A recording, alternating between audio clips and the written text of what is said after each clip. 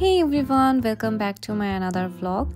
আজকের ওয়েদারটা অসাধারণ বলা যায়। সকাল থেকে স্নো পড়ছে, পুরো পরিবেশ সাদা হয়ে গিয়েছে।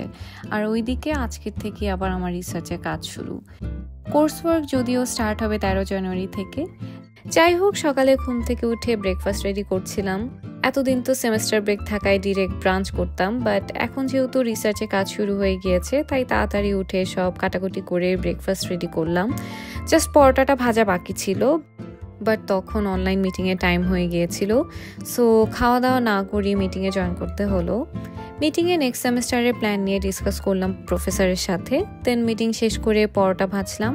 এরপর সাজিদার আমি ব্রেকফাস্ট করতে করতে বাহিরের ওয়েদার দেখে পাগল হয়ে যাচ্ছিলাম যে কখন বের হবো খাওয়া দাওয়া শেষ করে। বরফের দেশে আসবো আর শাড়ি পরে তার মধ্যে পিকচার তুলবো না, তা কি হয় নাকি। অনেক এক্সাইটমেন্ট কাজ করছিল তখন। যাই হোক, ব্রেকফাস্ট করে আমি শাড়ি রেডি করলাম। এই ব্ল্যাক শাড়িটা পরবো, সাদা ব্যাকগ্রাউন্ডের মধ্যে মনে হলো ব্ল্যাক শাড়িটা ভালো লাগবে তাই। আর তার সাথে ম্যাচিং জুয়েলারিসও বের করলাম। And then I am ready. বাসার একদম সামনেই গার্ডেনের কাছাকাছি গেলাম আমরা। এত সুন্দর প্রকৃতি, আমি আর সাজিদ পুরাই মুগ্ধ। আমি ফার্স্টে আবার ওইদিকে হাঁটতেই পারছিলাম না শাড়ি পরে, যেখানেই পা দিয়ে একদম ঢুকে যাচ্ছিলাম। এই টাইমে টেম্পারেচার ছিল -6 অ্যান্ড ফিলস লাইক -10 ছিল।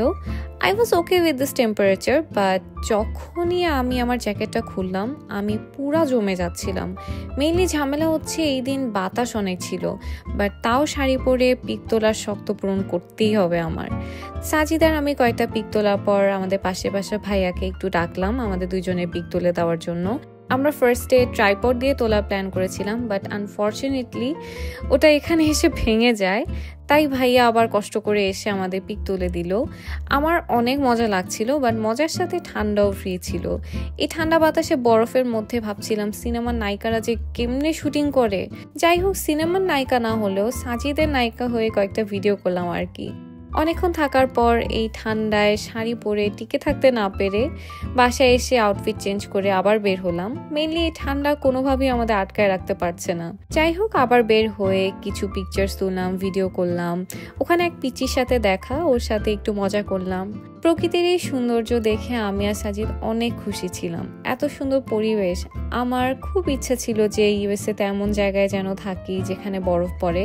যাক, শখ পূরণ হলো বলা যায়। যাই হোক, অনেক পিকচার্স তুললাম, ভিডিও করলাম, মজাও করলাম। দেন বাসায় এসে শাওয়ার নিয়ে চা বানালাম আমার সাজিদের জন্য। এই ঠান্ডায় চা খেতে ইচ্ছা করছিল অনেক। চা খেতে খেতে একটু গেমস খেললাম, আবার বাইরে ভিউ দেখছিলাম। এরপর চা খেয়ে একটু স্কিন কেয়ার করি। আমি বাংলাদেশে থাকতে একদমই স্কিনের যত্ন নিতাম না, বাট এখানে এসে স্কিন এত ড্রাই হয়ে গিয়েছে, সো এখন না পারতে যত্ন নিতে হয়। এরপর রান্না স্টার্ট করলাম। পুঁইশাক রান্না করলাম, তার সাথে ফুলকপি, আলু, টমেটোর তরকারিও রান্না করলাম। আবার ডিম ভর্তা, আলু ভর্তা আর সালাদও করলাম সাজিদার আমি মিলে। দেন খাওয়া দাওয়া করে একদম পড়া স্টার্ট করে দিলাম। এই সেমেস্টার যে কেমনে পার করব, এই সেমেস্টারে অনেক বড় একটা প্রজেক্টের কাজ শেষ করতে হবে। আমি এটা নিয়ে একটু টেন্স বলা যায়। আবার তার সাথে 9 ক্রেডিটের কোর্স ওয়ার্ক তো আছেই, মানে অনেক প্রেশার পড়বে যা বুঝতে পারছিলাম।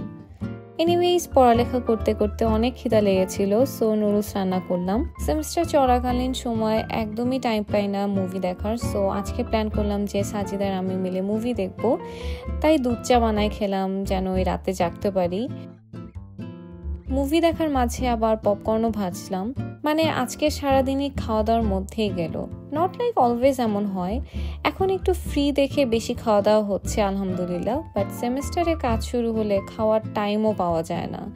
সো এভাবেই আমার একটা দিন কেটে গেল স্নোয়ের দেশে। I hope you all have enjoy the video. সবাই ভালো থাকবেন। Take care. Bye by.